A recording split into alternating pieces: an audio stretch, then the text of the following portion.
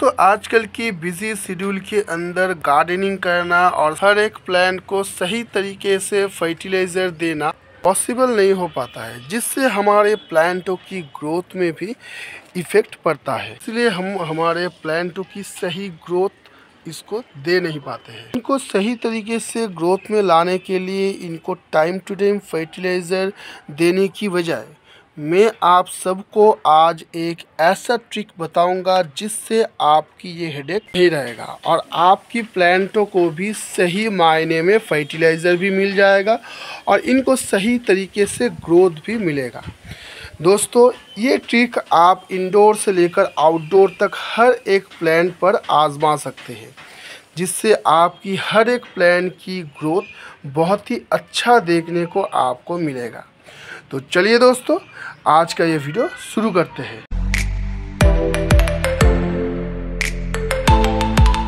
तो दोस्तों, आज मैं एक ऐसा चीज़ आपको दिखाऊंगा जिसके इस्तेमाल से आपकी प्लांट की हेल्थ ग्रोथ दोनों ही अच्छा रहेगा, साथ ही उसकी जड़ों की जो हेल्थ है वो भी बहुत ही अच्छा होगा और उसी के साथ वो एक पेस्टिसाइड का भी काम करेगा।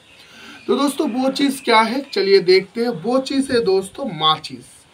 इन माचिस में ये जो मसाले भरे होते हैं, ये माचिस के तीली में, हर एक माचिस के तीली में ये देखिए जो माचिस में जो मसाले भरे होते हैं, यही है वो चीज़ जिसके इस्तेमाल से आपकी प्लांट की बहुत सारे मुश्किल आसान हो जाएगा। तो दोस्तों, क्या क्या है इस माचिस की मसले में जो आपकी प्लांट की इस तरह का हेल्प करेगा। तो इसके अंदर रहता है दोस्तों फास्फोरस, सल्फर, मैग्नीशियम और क्लोरोफिल। इन चारों चीज़ों का इस्तेमाल करके इन मसालों को तैयार किया जाता है, इन माचिस की तीली में लगाया जाता है। तो इनसे हम हमारे प्लांटों को बहुत ही अच्छी तरह से केयर कर सकते हैं और साथ ही बहुत ही कम टाइम में हम हमारे प्लांटों के लिए ज़रूरी फर्टिलाइज़र भी मुआयना करवा सकते हैं। तो दोस्तों, इनमें से कौन सा चीज़ क्या क्या काम में लगता है वो मैं आपको पहले बता देता हूँ। दोस्तों, इसका जो फास्फोरस होता है वो हमारे प्लांटों की जड़ों की मजबूती देता है, साथ ही जो मैग्नीशियम होता है, क्लोरोफिल होता है, बाकी सभी जो इंग्रेडिएंट्स होता है वो हमारे प्लांटों की ओवरऑल ग्रोथ में हेल्प करता है। साथ ही इसकी जो रासायनिक विक्रिया होता है उसमें हमारे प्लांटों के लिए कीटनाशक का भी काम होता है, जिससे हमारे प्लांट में कीड़े मकोड़ों का हमला कम होता है। तो दोस्तों, मैं आपको इंडोर का भी एक प्लांट दिखा देता हूँ। दोस्तों, ये रहा मेरा ये एग्लोनिमा। दोस्तों, इस एग्लोनिमा को आप इससे पहले और भी कई सारे वीडियोस में देखे होंगे कि इससे मैंने एक सेपरेट करके दूसरा एग्लोनिमा भी तैयार किया था। ये रहा वो वाला। आप लोग अगर ये जानना चाहते हैं कि किस तरह से आप सेपरेट करना चाहते हैं तो उसका लिंक मैं दे दूंगा डिस्क्रिप्शन बॉक्स में। तो दोस्तों, अब चलते हैं कि आप इस माचिस की तीली को किस तरह से इस्तेमाल कर सकते हैं। दोस्तों, सबसे पहले तो आपको जो करना होगा वो है जिस पॉट में आप इस्तेमाल करेंगे उस पॉट को पहले तो आपको भिगा लेना होगा। इस पॉट की मिट्टी को अच्छी तरह से भिगो लीजिए और लगभग 1 से 1.5 घंटे के लिए छोड़ दीजिए। उसके बाद लगभग 5 से 7 माचिस की तीली आप ले लीजिए। इन माचिस की तीली को लेकर आप क्या करेंगे दोस्तों, थोड़ा गैपिंग में, जैसे मैं आपको दिखाता हूँ ठीक इसी तरह से आप इसको लगाएंगे। तो जैसे मैं लगा रहा हूँ, ये जो मसाला की हिस्सा है इसे मैं मिट्टी के अंदर इस तरह से दबाऊंगा और थोड़ा गैप रखकर इसको लगाऊंगा। एकदम करीब करीब मत दीजिएगा, थोड़ा गैप होना चाहिए जिससे आपकी प्लांटों को भी आसानी होगा।